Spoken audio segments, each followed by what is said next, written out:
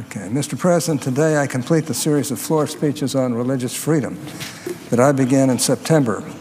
My purpose in this series is to present the full story of religious freedom in the hope that we may better understand and appreciate it and draw guidance for the future.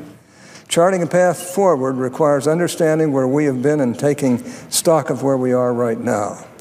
The story of religious freedom, as I have laid it out, shows that we must choose between two starkly different paths.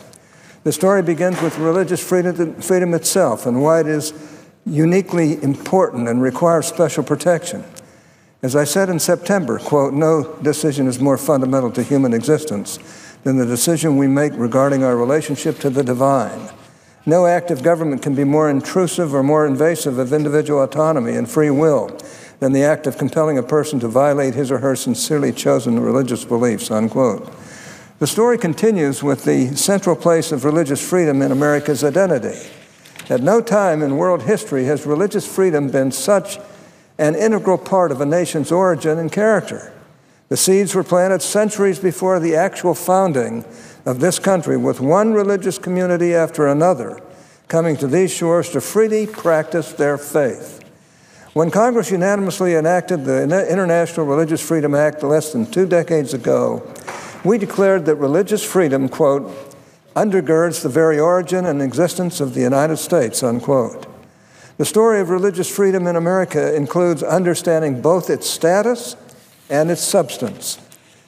In October, I explained how the status of religious freedom can be summarized as both inalienable and preeminent.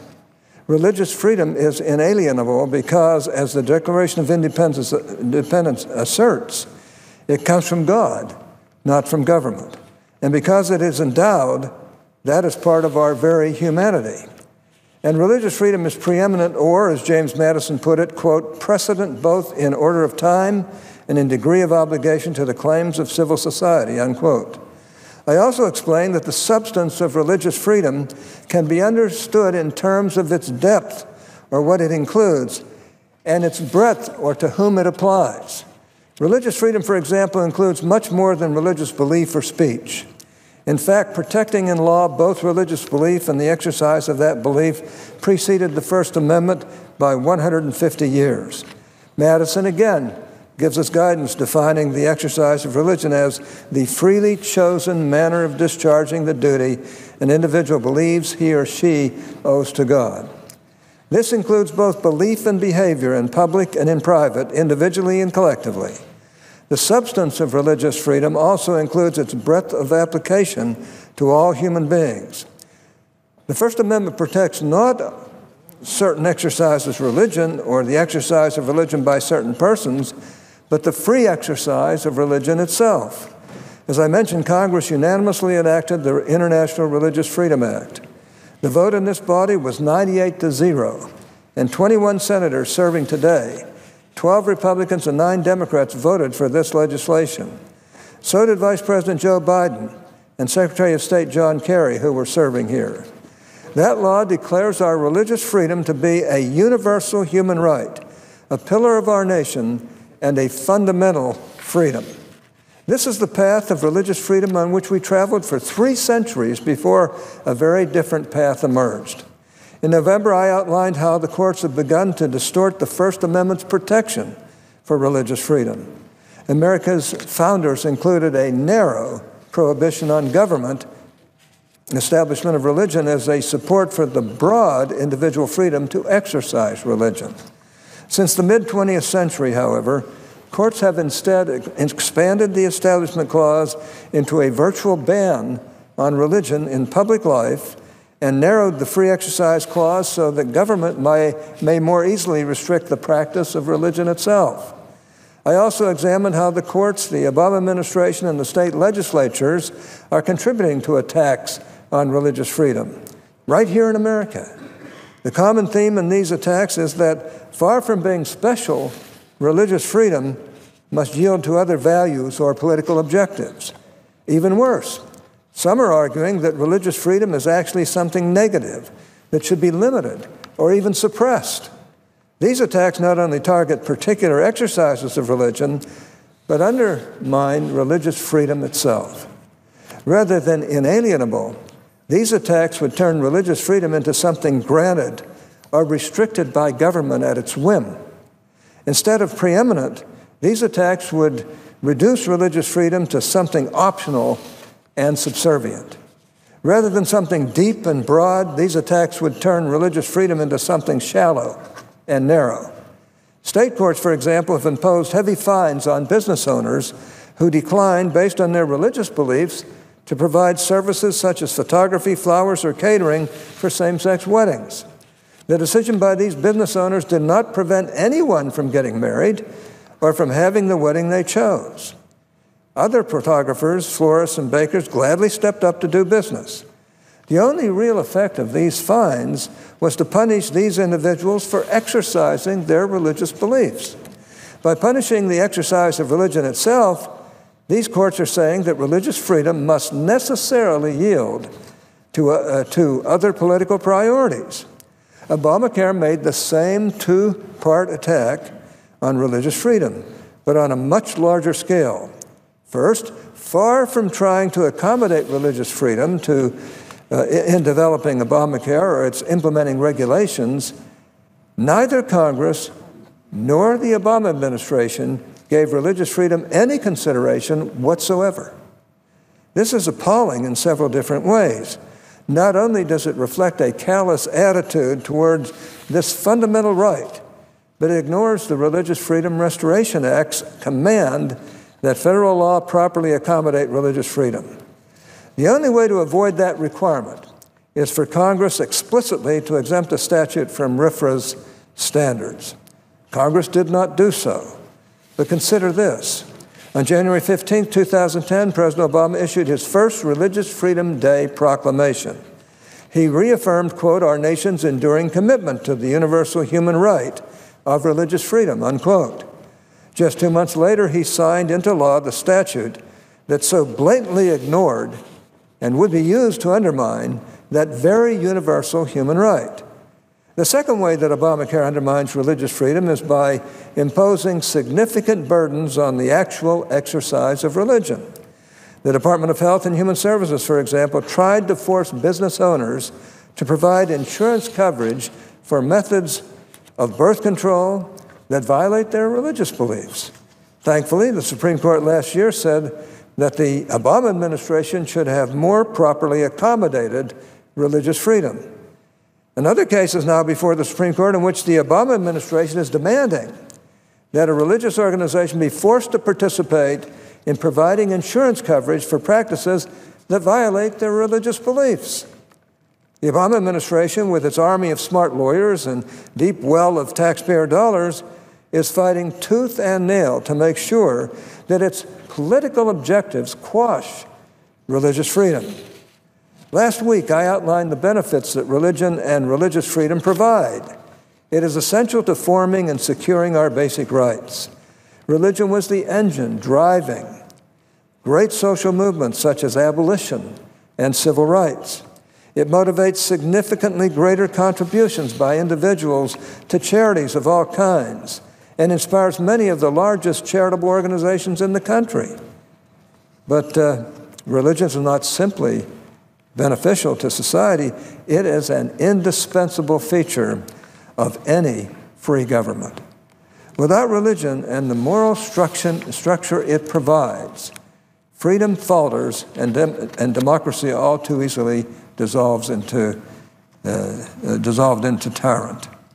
In the 18th century, the Massachusetts Constitution of 1780 declared that, quote, "the happiness of a people and the good order and preservation of civil government essentially depend upon piety, religion, and morality," unquote.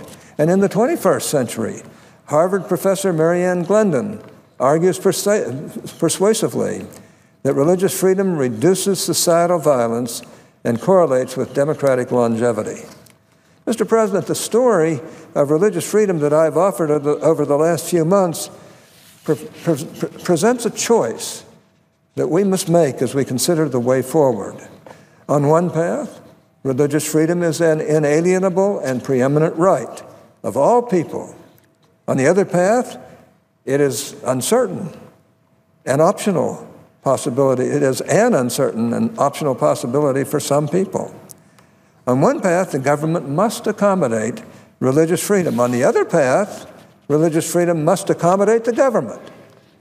One path is consistent with our history, founding, character, commitments, and example to the rest of the world. The other path rejects that history, turns its back on our commitments, and abandons human rights in favor of shifting political agendas. Here's how I put it in one of my speeches last month. Quote, "Subjugating religious beliefs to government decrees is not the price of citizenship. To the contrary, respecting and honoring the fundamental rights of all Americans is the price our government pays to enjoy the continued consent of the American people," unquote. We must decide whether we still believe what our nation, our people, and our leaders have said and done. James Madison wrote that religious freedom is an inalienable right that takes precedence over the claims of civil society. Thomas Jefferson said that religious freedom is, quote, "the most inalienable and sacred of all human rights," unquote. Franklin Roosevelt said that religious freedom is a fundamental and essential human freedom. The United States voted for the Universal Declaration of Human Rights in 1948, signed the Helsinki Accords in 1975, and ratified the International Covenant on Civil and Political Rights in 1992. Each of these identifies religious freedom as a fundamental human right that includes both belief and behavior in public and in private, individually and collectively. Congress enacted the Religious Freedom Restoration Act almost unanimously in 1994. I know I was the principal advocate for it. It sets a tough standard for allowing government interference with religious freedom and offers this protection for all exercises of religion by all people. Democrats and Republicans, liberals and conservatives, adherents of different faiths, everyone joined hands on these basic principles. And I might add, Hatch and Kennedy joined hands as well. In his 2013 Religious Freedom Day proclamation, President Obama said that religious freedom is an essential part of human dignity. This is the path on which America began, the path America's founders embraced, the path that all three branches of government have recognized, the path that we have reaffirmed countless times. The burden is on those who believe that we should now leave this path. Those who no longer believe that religious freedom is an inalienable right and an essential human freedom should say so. Those who no longer believe that, as our statutes and treaties assert, religious freedom is a fundamental right and a pillar of our nation should be honest and upfront about it. Those who believe that the shifting political priorities of the day trump religious freedom should candidly make their case. In the last week since the terrorist attack in San Bernardino, we have glimpsed some of the ugliness that is down the path where politics trumps religious freedom. Many of our leaders expressed support and offered thoughts and prayers for the victims and their families. Those expressions were met by some with disdain, ridicule, and scoffing. Reporters, bloggers, activists, and even members of Congress sent the message that thoughts and prayers are really not much of anything, and in any event are legitimate only if they come from those who want more gun control. Finally, Mr. President, I want to highlight for my colleagues another source of guidance in choosing the future path for religious freedom. In June 1988, the most diverse group of leaders in American history presented the Williamsburg Charter to the nation. Its purpose was to reaffirm religious freedom for all citizens, to set out the place of religious freedom in American public life, and to offer guiding principles for the future. Former Presidents Jimmy Carter and Gerald Ford and the chairman of the two political parties signed it. The president of the AFL-CIO and the chairman of the U.S. Chamber of Commerce signed it. Presidents of universities and bar associations signed it. Leaders of faith communities, including the National Council of Churches and National Association of Evangelicals, Seventh-day Adventists, the Synagogue Council of America, and the Church of Jesus Christ of Latter-day Saints signed it. What could possibly unite such a disparate group? It would have to be something too general to be useful. Perhaps something like sunshine or friendship or something so profound that we simply must sit up and pay attention. The first principles of religious freedom affirmed by the Williamsburg Charter are these. First, religious freedom is an inalienable right that is, quote, premised upon the inviolable dignity of the human person. It is the foundation of and is integrally related to all other rights and freedoms secured by the Constitution, unquote. Second, quote, the chief menace to religious liberty today is the expanding power of government control over personal behavior and the institutions of society when the government acts not so much in deliberate hostility to, but in reckless disregard of communal belief and personal conscience, unquote. Third, limiting religious liberty, quote, is allowable only where the state has borne a heavy burden of proof that the limitation is justified, not by any ordinary public interest, but by a supreme public necessity, and that no less restrictive alternative to limitation exists. These are our principles that should guide our way forward. Religious freedom is inalienable. Religious freedom is threatened when government either directly burdens or fails to accommodate it. Government burdens on religious freedom must be the least restrictive means of achieving a compelling government purpose or supreme public necessity. These principles inform proper resolution of the challenges that religious freedom will certainly face ahead. Some are calling for government to revoke or deny such things as tax-exempt status, certifications, or licenses for religious organizations with certain beliefs. I already mentioned how some courts are using anti-discrimination statutes to trump religious freedom. Applying the principles I have discussed would require the government to make the case that such impositions are the least restrictive way to further a supreme public necessity. Another challenge would be in the development rather than the implementation of anti-discrimination laws. Applying the appropriate principles requires that such legislation properly accommodate religious freedom. Title VII of the Civil Rights Act of 1964, for example, includes a religious exemption. I supported the Employment Non-Discrimination Act in the 113th Congress because in addition to incorporating that exemption, it also prohibited retaliation against those that qualify for the exemption. My state of Utah this year enacted an anti-discrimination statute that similarly included a robust exemption for religious organizations. Earlier this year, however, senators introduced the Equality Act, which would prohibit discrimination on the basis of sexual orientation and gender identity across several areas such as employment, housing, and education. It not only fails to incorporate the existing Title VII religious exemption, it contains no accommodation for religious freedom at all. This is an example of the path that rejects religious freedom as even worthy of consideration. Such legislation should not become law unless it properly accommodates religious freedom. Mr. President, this is a time for choosing. The story of religious freedom is both an inspiring narrative and a cautionary tale.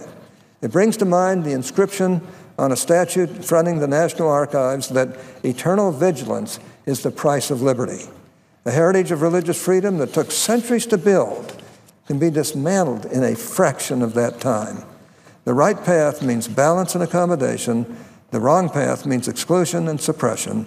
The way forward requires us to choose the right path to make sure that our actions speak louder than our words. Mr. President, I apologize for going over about 5 minutes, but